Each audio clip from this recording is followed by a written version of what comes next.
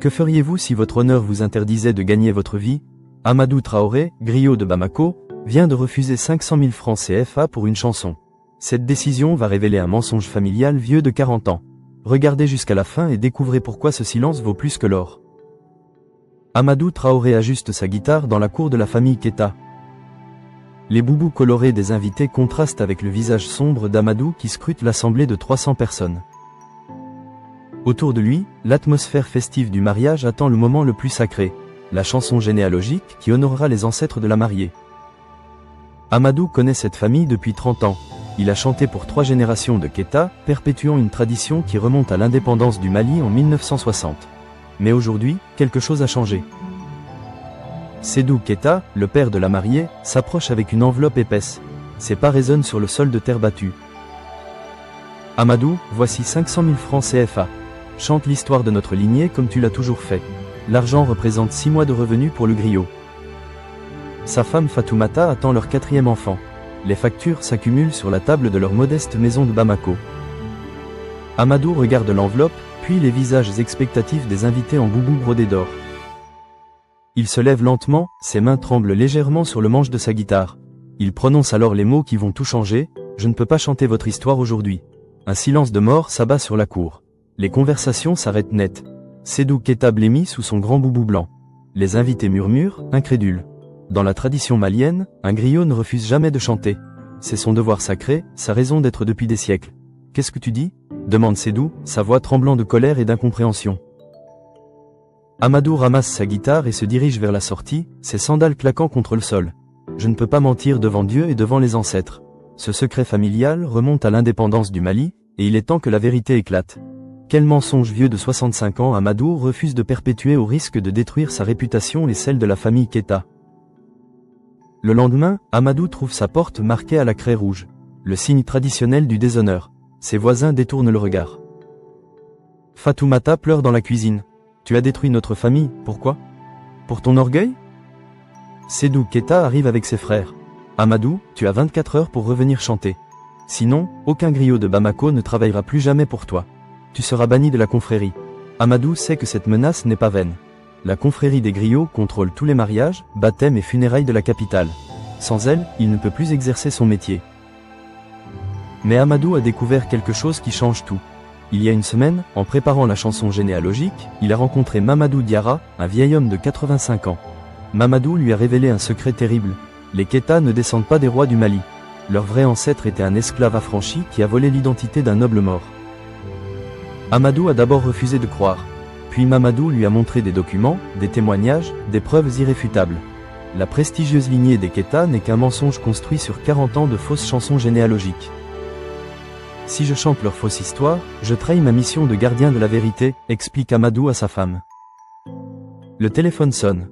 C'est Moussa Konaté, le président de la confrérie des griots. Amadou, les Keita offrent maintenant 1 million de francs CFA. Accepte ou tu perdras tout. Mais pourquoi Mamadou Diarra connaît ce secret et comment? Il attend Amadou dans un petit café de Médina. Ses mains tremblent en tenant sa tasse de thé. Il faut que tu saches toute la vérité, mon fils. Mamadou révèle alors son identité. Il est le fils du vrai noble Keita, celui dont l'identité a été volée. Mon père est mort dans un accident en 1983. Bakary Keita, un simple ouvrier, a pris ses papiers et s'est installé à Bamako. Il a payé des griots corrompus pour inventer une généalogie royale. Amadou comprend l'ampleur du scandale. Pendant 40 ans, la famille Keita a bâti sa fortune et son prestige sur ce mensonge. Le silence s'étend dans le petit café de Médina comme une nappe de brouillard. Amadou fixe le vieil homme, ses mots résonnant encore dans sa tête comme les battements d'un tam-tam. Votre père, le vrai noble Keita? Mamadou pose sa tasse tremblante sur la table en plastique blanc, le thé refroidi formant un cercle brunâtre sur le formica usé. Oui mon fils, Mamadou Keita était mon père, un homme juste, respecté de tous dans notre village de Kangaba. Quand il est mort dans cet accident de la route en 1983, j'avais 20 ans. Le vieil homme sort une photo noire et blanc de sa poche usée, ses doigts arthritiques caressant les bords jaunis. Regarde-le bien, c'est le visage d'un vrai noble. Pas comme ce Bakary qui parade aujourd'hui dans les rues de Bamako. Amadou prend la photo d'une main hésitante. L'homme qui le regarde a le même regard fier que Mamadou, la même prestance naturelle qui ne s'achète pas.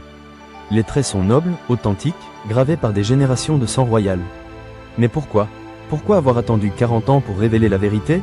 Les yeux de Mamadou se voilent de larmes contenues, ses mains serrant sa canne comme un roseau dans la tempête.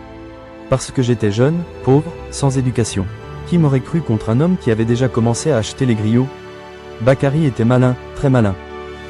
Un moteur pétarade dans la rue poussiéreuse, faisant vibrer les vitres du petit café. Amadou sursaute, réalisant soudain l'ampleur de ce qu'il vient d'apprendre. Il a d'abord séduit ma sœur cadette, Aminata, continue Mamadou, sa voix se brisant. Elle n'avait que 18 ans. Elle lui a donné les papiers de notre père en pensant l'aider à trouver du travail à Bamako. Elle ne savait pas et ne pouvait pas savoir. Aminata. Elle vit encore? Le visage de Mamadou se ferme comme une porte claquée par le vent. Elle est morte de honte il y a 10 ans, quand elle a compris ce que Bakary avait fait avec l'identité de notre père. Mais avant de mourir, elle m'a attrapé la main et m'a fait promettre de rétablir la vérité un jour. Mamadou se penche vers Amadou par-dessus la table, sa voix devient un murmure urgent qui se mêle au bourdonnement des mouches. Tu comprends maintenant pourquoi j'ai besoin de toi? Tu es le seul griot de Bamako assez courageux pour refuser leur argent sale. Le seul qui peut révéler la vérité lors de la cérémonie. Amadou sent le poids de la responsabilité s'abattre sur ses épaules comme un sac de mil mouillé. Mais si je fais ça, ils me détruiront. Ma famille, mes enfants, Fatoumata ne me pardonnera jamais. Et si tu ne fais pas? Mamadou attrape le poignet d'Amadou, ses ongles s'enfonçant dans sa peau. Combien d'autres familles continueront à être trompées? Combien d'autres jeunes filles seront mariées à cette lignée mensongère? Combien d'autres griots vendront leur âme? Le téléphone d'Amadou vibre soudain contre sa cuisse. Un message de Sédou Keita s'affiche sur l'écran fissuré. Il te reste 12 heures griot. 1,5 million maintenant. Dernière offre. Mamadou lit le message par-dessus l'épaule d'Amadou. Un sourire amer étire ses lèvres ridées comme du cuir séché au soleil. Ils ont peur. Pour la première fois en 40 ans, ils ont vraiment peur. Amadou regarde alternativement la photo du vrai noble et le message sur son téléphone. 1,5 million d'un côté, la vérité de l'autre. L'argent qui pourrait sauver sa famille, ou l'honneur qui pourrait la détruire. Mais dans le reflet de la vitre du café, il aperçoit Mamadou glisser discrètement une deuxième photo dans sa poche. Que cache cette deuxième photo que Mamadou ne veut pas encore montrer? Et si le scandale était encore plus profond qu'Amadou ne l'imagine, impliquant sans aucun doute sa propre famille? Le lendemain soir, la grande cour de la famille Keita brille de 1000 feux. Les lampions colorés dansent dans la brise tiède de Bamako, projetant des ombres mouvantes sur les visages des 300 invités. L'odeur du riz au gras et du poulet yassa flotte dans l'air, mêlée au parfum d'encens et d'eau de Cologne. Amadou arrive avec sa guitare, ses mains tremblant imperceptiblement sur le manche poli par des années de musique. Dans sa poche, la deuxième photo de Mamadou brûle comme un charbon ardent. Cette photo qui révèle l'impensable, Bakary Keita n'a pas seulement volé une identité, il a aussi tué le vrai Mamadou Keita de ses propres mains en 1983. Amadou, Sédou Keita s'avance, resplendissant dans son grand boubou brodé d'or, un sourire victorieux aux lèvres. Mon ami, mon frère, tu as fait le bon choix. Il glisse discrètement une enveloppe épaisse dans la main du griot. 1,5 million, comme promis. L'enveloppe pèse lourd, si lourd qu'Amadou a l'impression qu'elle va traverser sa paume et tomber dans la poussière rouge de la cour. Les invités s'installent en cercle, leurs pagnes colorées formant un arc-en-ciel humain autour de l'espace réservé aux griots. Les femmes battent des mains en cadence, leurs bracelets dorés tintant comme des clochettes. Les hommes hochent la tête avec respect, attendant la glorieuse généalogie des Keita. Amadou s'assoit sur le petit tabouret en bois, sa guitare posée sur ses genoux. Le silence se fait progressivement, 300 paires d'yeux fixés sur lui. Dans la foule, il aperçoit Fatoumata qui lui sourit avec fierté, ignorant encore le dilemme qui déchire le cœur de son mari.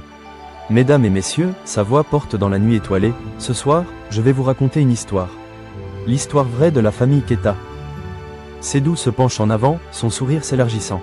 Mais quelque chose dans le ton d'Amadou fait frémir l'assemblée. Il était une fois, dans le village de Kangaba, un homme noble et juste nommé Mamadou Keita, un descendant authentique des grands rois du Mali. Amadou pince les cordes de sa guitare, le son cristallin résonne dans le silence absolu. Cet homme avait un fils qu'il aimait plus que tout au monde. Le visage de Sédou pâlit sous les lampions et fait un geste discret vers ses frères. Amadou continue, sa voix prenant de l'ampleur. Mais un jour de 1983, un ouvrier sans scrupules nommé Bakary a tué ce noble pour voler son identité. Il a séduit la sœur du défunt, récupéré ses papiers, et s'est installé à Bamako pour vivre un mensonge. Un murmure parcourt l'assemblée comme une vague. Sédou se lève brusquement, sa main cherchant à faire taire le griot, mais Amadou se dresse aussi, sa guitare pointée vers le ciel. Pendant 40 ans, cette famille a bâti sa fortune sur le sang d'un innocent. Pendant 40 ans, des griots corrompus ont chanté des mensonges.